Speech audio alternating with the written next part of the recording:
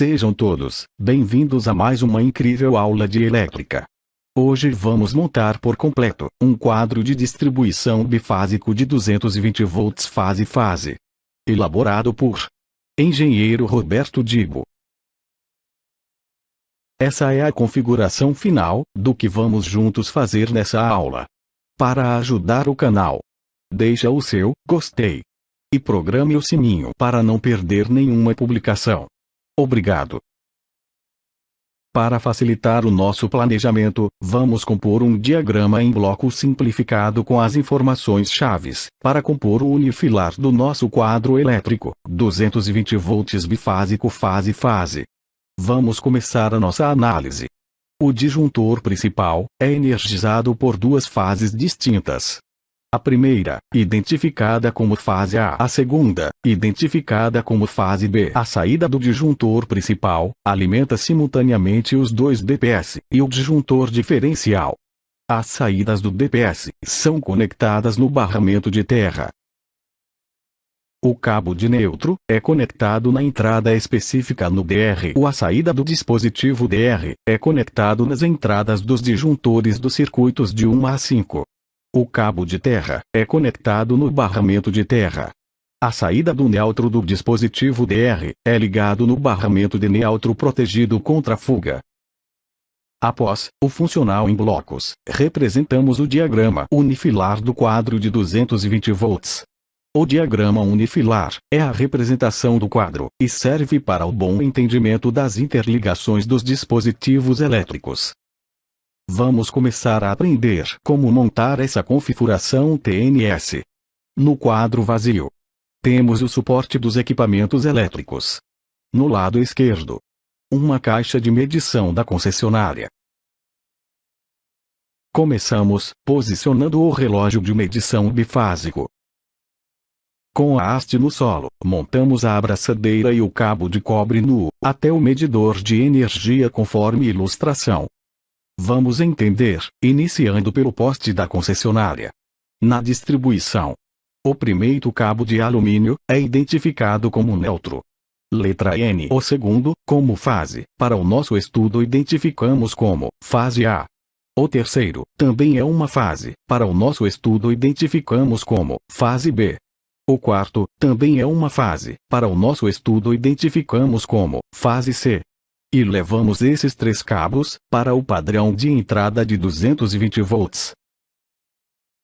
Observe os detalhes das interligações no relógio de medição. Passo 1. Levamos o fase A até a entrada do medidor. Passo 2. A conexão da saída do relógio à entrada do disjuntor bifásico. Passo 3. Da saída do disjuntor ao quadro de distribuição. Mantenha a sua atenção para a segunda fase B. Passo 1. Levamos o fase B até a entrada do medidor. Passo 2. A conexão da saída do relógio à entrada do disjuntor bifásico. Passo 3. Da saída do disjuntor ao quadro de distribuição. Agora, tenha muita atenção nesta parte das conexões. Depois, vamos levar o neutro ao relógio de medição. Através do conector de aterramento, vamos fazer a equalização com o cabo terra. Em seguida levar ao quadro de distribuição um condutor neutro e um condutor terra, de forma distinta. Essa equalização do cabo neutro com o cabo do terra possibilita a utilização de somente 2 DPS. Uma fiação interligada no cabo energizado, identificado como fase A, e o segundo, identificado como fase B mais à frente. Na montagem dos dispositivos no quadro, isso vai ficar mais entendido. Chegamos ao final da montagem do nosso padrão para 220 volts. Próximos passos: montagem do quadro de distribuição e seus respectivos dispositivos. Vamos lá. Agora chegamos finalmente na parte de montagem do quadro de distribuição. O quadro pode estar chumbado na parede ou sobreposto. A fiação já deve ter sido passada e em espera. Passos principais de grande importância. Primeiro, limpe a região interna do quadro, eliminando qualquer contaminante, como empoeiramento por exemplo ou resto de obra. Se for necessário, utilize uma pequena ferramenta e pincel apropriado para remoção de pequenos materiais sólidos. Segundo, identifique de uma forma lógica os cabos. Seja inclusive se os comprimentos são suficientes para boa conexão. Após a completa higienização, monte o suporte superior, que fixam os disjuntores, DPS e DR. Caso necessário, utilize uma parafusadeira ou um encaixe específico existente no fundo do quadro de distribuição. Com o auxílio de uma parafusadeira elétrica ou uma chave manual, fixe bem esse trilho superior com 2 parafusos. Na sequência de montagem, monte o suporte inferior. Agora, vamos montar um barramento na parte superior e outro na parte inferior no quadro de distribuição. Lembre-se, tanto os trilhos como os barramentos devem estar corretamente bem fixados. Para escolher qual barramento será utilizado para o terra ou o neutro, siga a origem de onde os cabos estão chegando pelos eletrodutos ao quadro. No nosso exemplo, o barramento inferior será o barramento para o terra, o superior barramento para o neutro. Tudo certo. Agora vamos montar os equipamentos elétricos internos ao nosso quadro de distribuição 220 volts fase-fase. No quadro de distribuição, vamos posicionar o disjuntor principal. Em seguida, posicionamos os 2 DPS. Cuidadosamente, montamos o DR tetrapolar, ao lado dos DPS. Montados os dispositivos de proteção no suporte superior, vamos começar a montar os dispositivos dos circuitos de 1 a 5. Inicialmente, vamos posicionar o disjuntor bipolar C1, de 10 amperes que irá proteger o circuito do ar-condicionado bifásico, com potência 2050 watts. Montados os dispositivos de proteção no suporte superior, em seguida, posicionamos o segundo disjuntor bipolar C2, de 32 amperes que irá proteger o circuito do chuveiro bifásico, com potência 5.500 watts. Após montar os disjuntores bipolares, posicionamos o disjuntor C3, de 20 amperes, para a proteção do primeiro circuito de tomadas, com potência de 950 watts. Essas tomadas possuem tensão de 127 volts. Em seguida, vamos posicionar o disjuntor C4, de 20 amperes, para a proteção do segundo circuito de tomadas, com potência de 950 watts. Essas tomadas possuem tensão de 127 volts. Finalmente, para finalizar a montagem dos dispositivos elétricos do quadro 220 volts, posicionamos o próximo disjuntor monopolar C5, de 10 amperes para a proteção do circuito de iluminação, com potência de 550 watts. Vejam a lista completa dos dispositivos elétricos utilizados para montar este quadro de distribuição. C0, disjuntor amperes. DPS1, 175 volts, 40 kA. DPS2, 175 volts, 40 kA. DR, 63 amperes. C1, disjuntor bipolar 10 amperes.